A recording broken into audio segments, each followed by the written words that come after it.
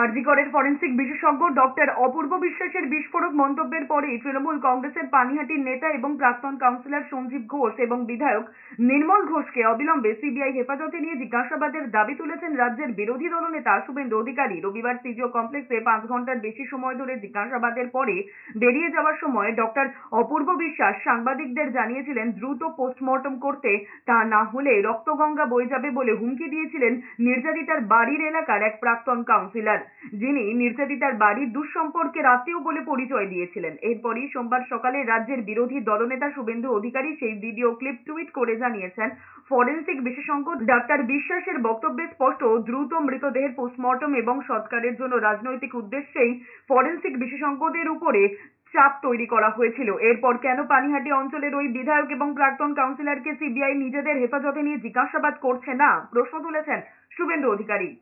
Post-mortem করার জন্য মেয়ের কাকা পরিচয় একজন ছিল, যে বলেছিল ওই দিনকে পোস্টমর্টম না হলে রক্তগঙ্গা বইয়ে দেবে।